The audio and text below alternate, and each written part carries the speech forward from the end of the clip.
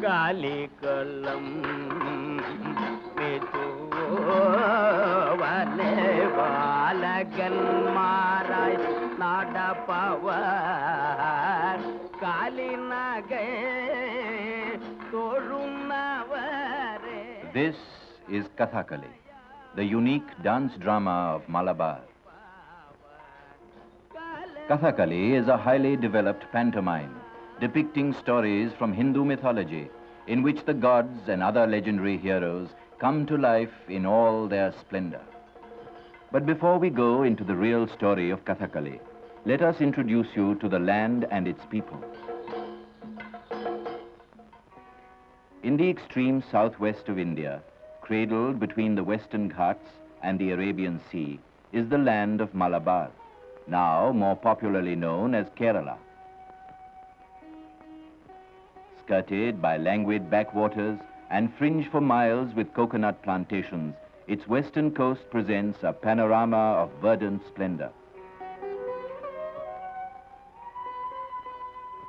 This lovely land, over which nature has thrown a lush green mantle of enchantment, is the home of a people whose pattern of life largely follows an ancient traditional order, which is evolved out of the fusion of two great historical cultures, the Dravidian and the Aryan.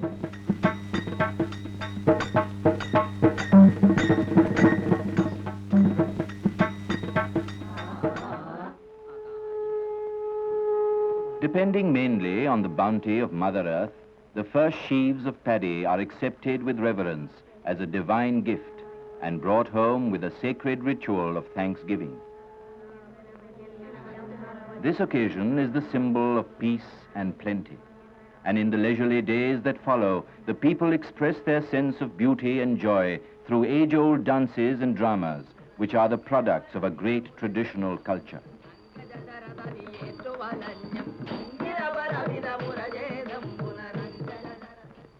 Unique rituals, customs, ceremonies, and festivals not only lend color and gaiety, but invest life with purpose and meaning.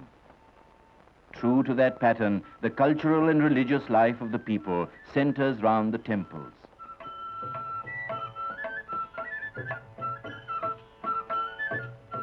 Temple festivals are great events in the life of the people. The most spectacular and colorful event is the ceremonial procession of the gods, whose images are borne on richly caparisoned elephants in imposing array.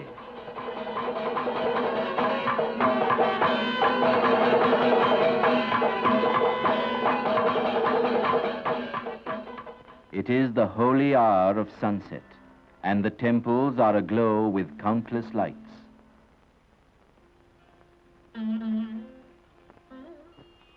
Inside, devout worshippers are taking part in rituals before the deity.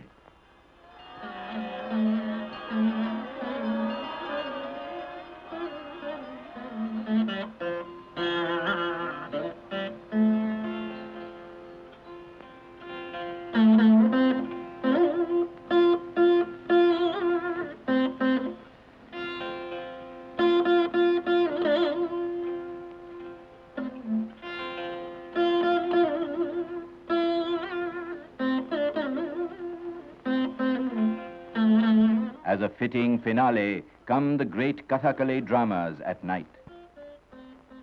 The play begins with the lighting of the giant oil which burns brightly with its twin tongues of flame. This lamp is the only light and is the focal point of all action on the stage.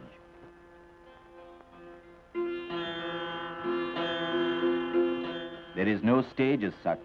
It is just a part of the auditorium demarcated by the lamp. Here is a scene from the drama Daksha Yagam, or the sacrifice held by Daksha, one of the legendary progenitors of mankind. Proud Daksha defied Shiva, lord of the universe. This weird and towering figure agitating the curtain is Veerabhadra the Terrible. Violent characters are introduced on the Kathakali stage in this dramatic way. Commanded by Shiva, he is come to destroy the impious and blaspheming Daksha. This is Daksha's sacrificial altar. The priests are engaged in ritual worship of the gods, all except Shiva. And here is Daksha, the reviler of Shiva. Suddenly, like a clap of thunder, Veerabhadra's challenging battle cry is heard. Alarmed, Daksha, bow in hand, looks out for the enemy. Veerabhadra, accompanied by Kali, another destroying emissary of Shiva, breaks into the scene in a hurricane of fury. The holy rites are interrupted. They spread terror and consternation. Infuriated and defiant, Daksha challenges them.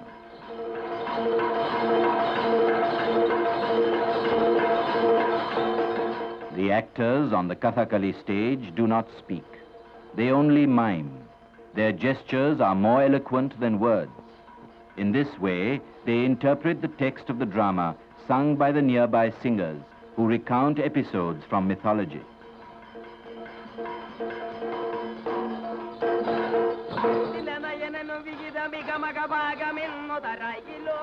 Veerabhadra demands Shiva's rightful share of the offering. Else, wicked one, the sacrifice and you too will be destroyed.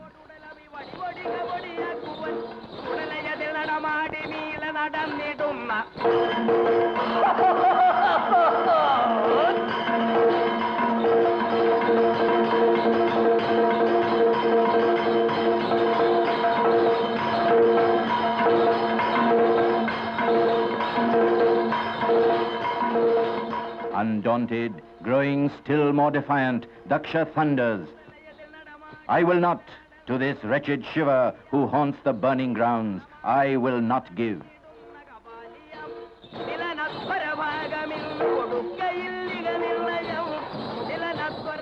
Veerabhadra and Kali desecrate the sacrifice and demolish the altar.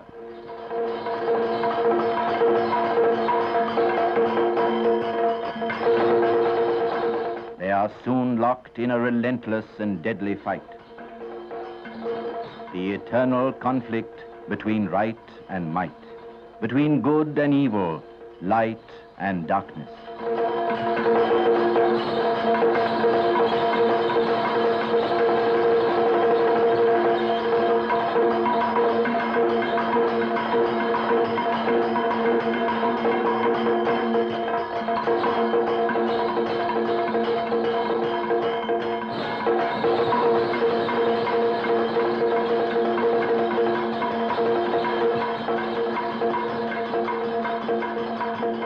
The righteous sword of Veerabhadra severs arrogant Daksha's head, and the forces of good emerge victorious. Acting such as this is no mere impersonation, but an embodiment. The actor achieves this perfection after many years of rigorous training. Prostrating himself before his master, this young one enters the path of learning. In this dramatic art, where spoken word is excluded, the body of the actor is drilled into a perfect medium of expression.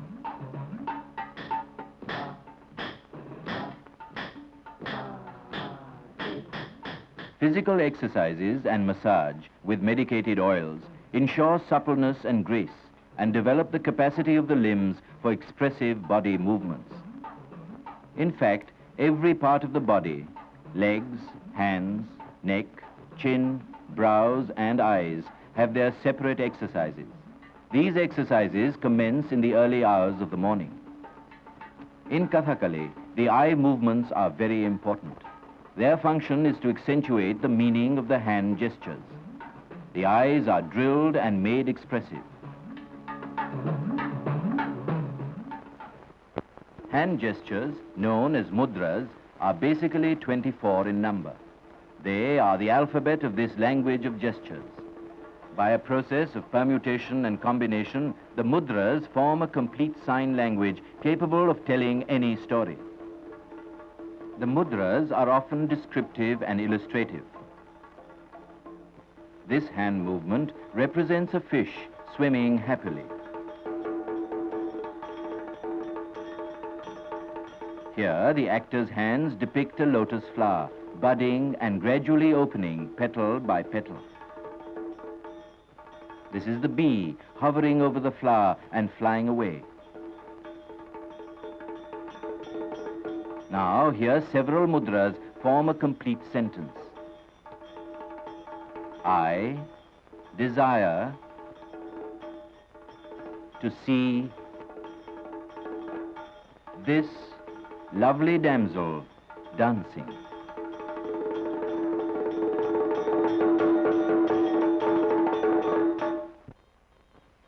We shall now take a peep at the green room, where ordinary human beings are transformed into supernatural beings by an elaborate process of facial makeup, costume, and ornamentation. The facial painting and the building up of the fantastic mask on the face of the actor very often takes 4 to 5 hours. While this is being done, the actor lies on his back and can even go to sleep. Then he slowly gets into the mood appropriate to the role for which he is being made up.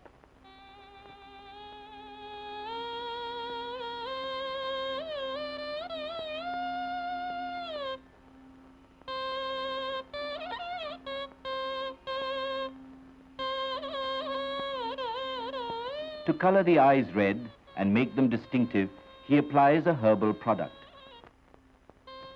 The characters in a Kathakali drama are not so many individuals, but types that symbolize qualities and therefore are timeless and universal. This type, colored green in the face, is known as Pacha and represents beneficent characters. This one, where the green is broken up by a red pattern, is known as Katti. Aggressive, arrogant characters belong to this class. The red beard is one of the most impressive of the Kathakali makeups. It represents vile and vicious characters. Mythological characters like Hanuman are represented as white beards. Wearers of black beards are primitive dwellers of the forests. This is Narasimha, the man-lion, the very embodiment of all leonine majesty and ferocity. Each type is a symphony in color.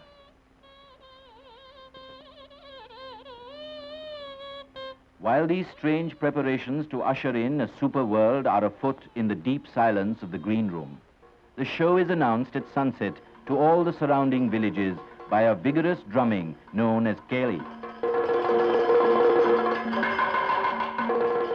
This puts the people in a mood of expectancy, and they soon get ready for the show.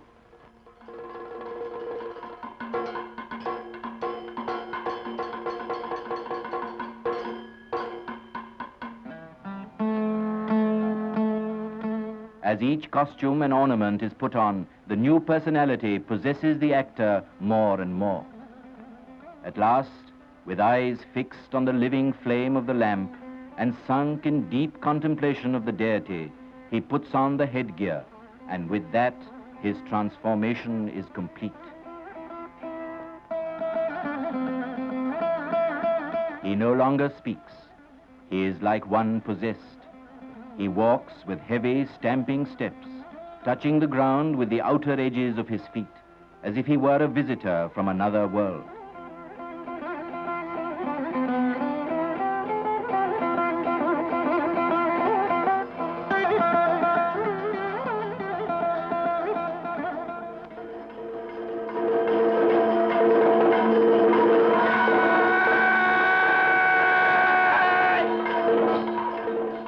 This is Hanuman, general of the army of monkeys, who helped the epic hero Rama in his battle against Ravana, a story related in the ancient Indian epic Ramayana.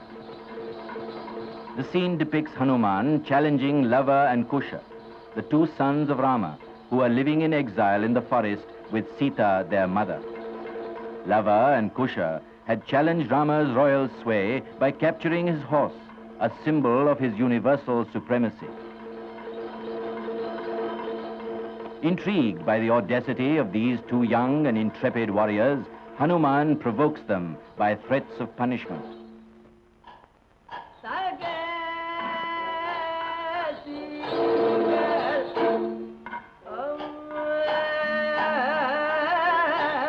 Who, you adventurers, of deluded and of confused minds, who dare come here to challenge? The process of representation by gestures is somewhat elaborate. Every word of the text of the song, sung by the musicians, is rendered by the actor through hand gestures. These hand gestures are supported by other body movements and facial expressions, which aid in the process of conveying the meaning to the audience.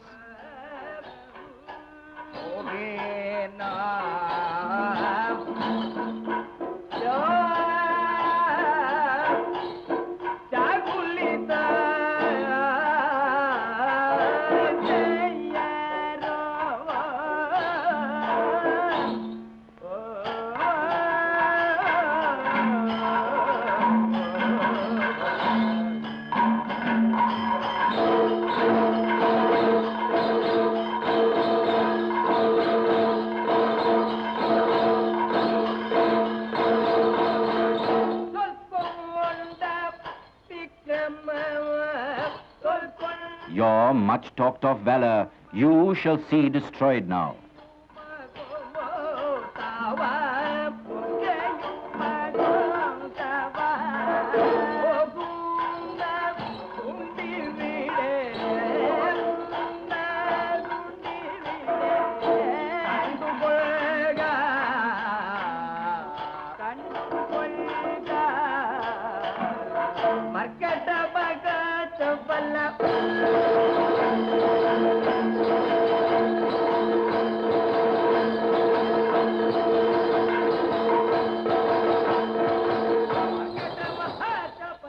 Oh, monkey, you silly one, stay in the battlefield. Your words are sheer impudence.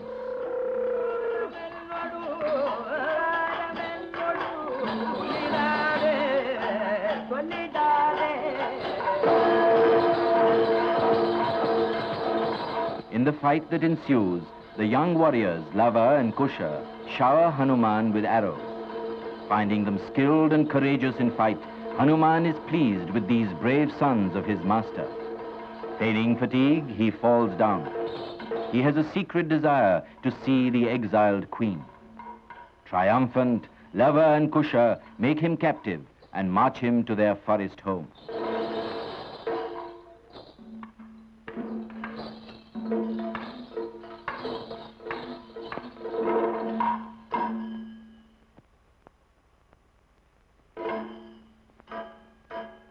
This is Sita, the banished queen of Rama.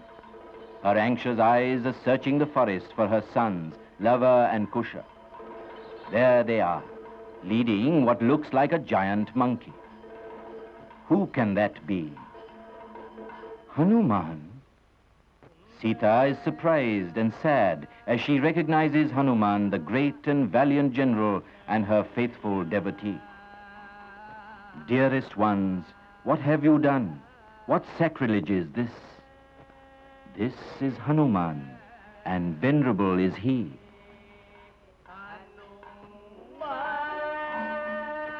Lava and Kusha instantly prostrate themselves before Hanuman in awe and surprise, for they had heard that it was Hanuman who was able to find Sita, their mother, in her captivity in the demon king Ravana's abode in Lanka.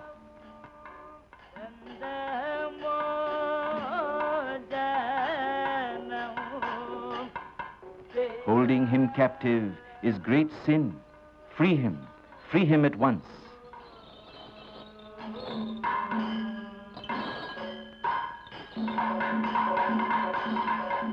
And so Hanuman is freed.